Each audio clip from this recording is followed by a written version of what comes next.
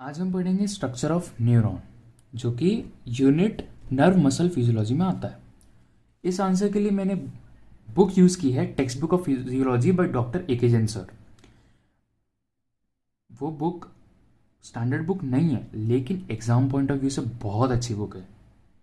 तो अब इस क्वेश्चन को आंसर करते हैं।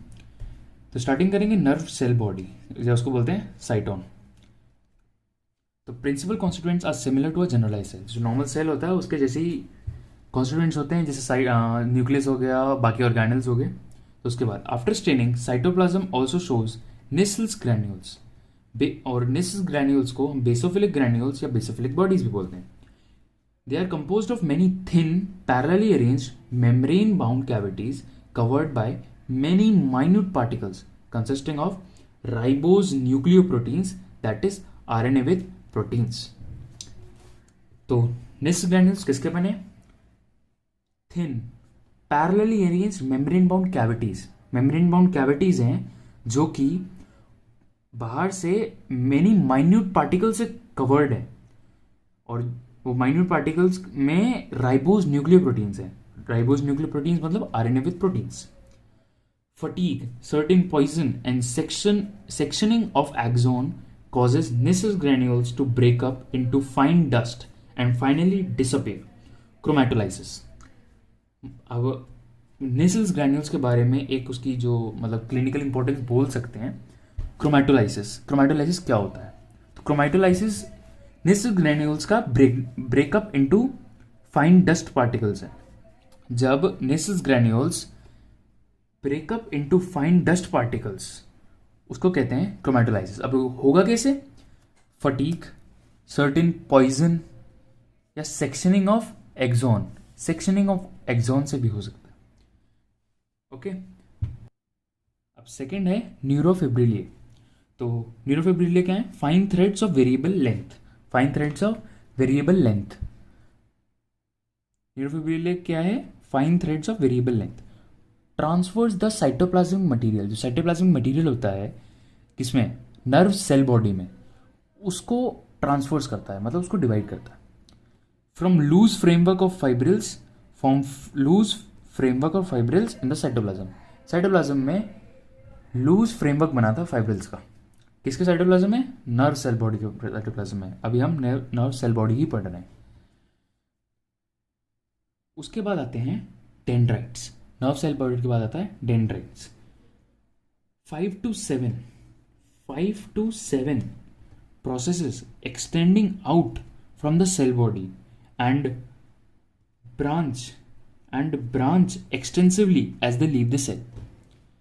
तो 5 to 7 प्रोसेसेस होते हैं। प्रोसेस मतलब ब्रांचेस टाइप, जो सेल बॉडी से निकलते हैं और फिर आगे जाके और ज़्यादा ब्रांच्ड हो जाते हैं as they leave the cell. Also contain Nissl's granules. अभी हमने पढ़ा था कि निसल्स ग्रैन्यूल्स होते हैं नर्व सेल बॉडी में। डेंड्राइट्स में भी निसल्स ग्रैन्यूल्स ही होते हैं, क्योंकि वो उसी का एक्सटेंड है, मतलब सेल बॉडी से ही डेंड्राइट्स बन रहे हैं। और निसल्स ग्रैन्यूल्स माइटोकॉन्ड्रिया एंड न्यूरोफिब्रिलिए। न्यूरोफिब्रिलिए भी पढ़ा था हमने उसमें, सेल बॉडी में। डेंड्राइट्स में भी होता है। Receptive processes of the neuron. जो रिसेप्शन होता है किसी भी स्टिमुलस का, वो डेंड्राइट्स करते हैं। Impulses can be transmitted from one dendrite to the another in the CNS.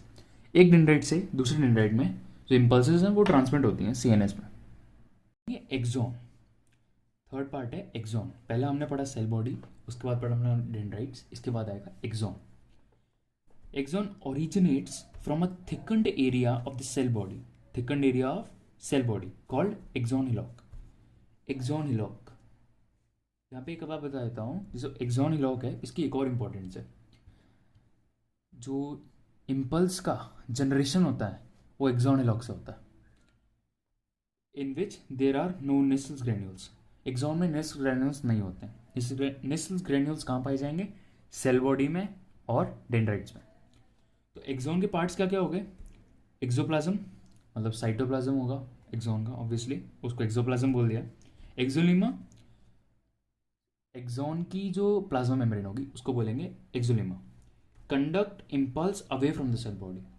तो जैसे ये हमारी सेल बॉडी है, ये हमारा एक्सॉन है, ये हमारे पास सिनेप्टिक नॉब्स। तो ये सेल बॉडी है हमारी, सेल बॉडी, ये एक्सॉन है। एक्सॉन में क्या बोला, conduct impulse away from the cell body. तो इम्पल्स हमेशा यहाँ से ट्रैवल करती है ना, ऐसे, तो away from the cell body, तो conduct impulse away from the cell body, ये हो गया एक्सॉन। माइलिन शीथ, एक्सॉन की जो ये होती है यहाँ पे प्लाज्मा मेम्ब्रेन, उसके ये यहाँ पे आती है हमारी myelin sheath. Myelin sheath is a protein lipid complex. Myelin sheath is a protein lipid complex. अब हम पढ़ेंगे functions of myelin sheath. Myelin sheath का क्या फंक्शन क्या है क्यों माइलिन शीथ। तो due to high insulating property, myelin sheath insulator है, due to high insulating property it limits the nerve impulse to individual fibers and then prevents cross stimulation of adjacent axons। इसको समझना थोड़ा, जैसे दो exons है, अगर ऐसे पैरेलल एक्सॉन्स हैं, अब यहाँ पे इम्पल्स जा रही है। अब इम्पल्स क्या है, इलेक्ट्रिक सिग्नल। इलेक्ट्रिक सिग्नल्स यहाँ से ऐसे इधर पास हो सकते हैं, है ना। तो इसीलिए हमारे पास यहाँ पे है माइलिन शीथ जो कि इंसुलेटर है, तो ये जाने नहीं देगी इसको इस साइड। तो अगर इम्पल्स इसमें जा रही है तो ये एक्साइट नहीं होगा, ठीक है। और फैसिलिटेट्स कंडक्शन, कंडक्शन को और तेज करती है। हमारे न्यूरॉन का लास्ट पार्ट है synaptic knobs. Synaptic knobs, axon divides into terminal branches each ending in a number of synaptic knobs. जो एक्सॉन है वो डिवाइड करता है टर्मिनल ब्रांचेस में, और each ending with a synaptic knobs contain granules or vesicles in which synaptic transmitter secreted by the nerve is stored।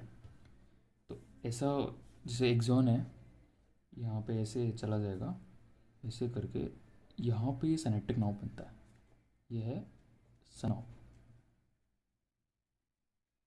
यहाँ से axon आ रहा था। तो इसमें इसके पास होते हैं वेसिकल्स या ग्रैन्यूल्स, जिसमें हमारे पास सिनेप्टिक ट्रांसमीटर होते हैं सिक्रेटेड बाय द नर्व। जो नर्व सिक्रेट करता है वो स्टोर होते हैं। जैसे अगला फिर जैसे डेंड्राइट आएगा, ऐसा होता है डेंड्राइट। तो यहाँ जो सिनेप्टिक क्लेफ्ट बनता है, उसमें भी ये जो न्यूरोट्रांसमीटर्स हैं वो इसमें चले जाते हैं और फिर यहाँ रिसेप्टर्स पे लग जाते हैं। ये पढ़ा था हमने 11 पे। तो ऐसा ही है, ये होते हैं हमारे सिनेप्टिक नर्व्स। तो ये इतना ही है हमारा स्ट्रक्चर ऑफ न्यूरॉन। और जो पॉइंट्स में लिखते हैं तो मार्क्स ज़्यादा मिलते हैं, ना कि जब कहानी लिखेंगे, कहानी बचना है, पॉइंट्स में लिखना है। और पॉइंट्स में भी एक और आपको बात बता दूँ, पॉइंट्स में भी अगर 1 2 3 डालोगे ना, 1 2 3, तो इससे क्या होता है, साइकोलॉजी पर लगेगा कि कम पॉइंट्स लगेंगे।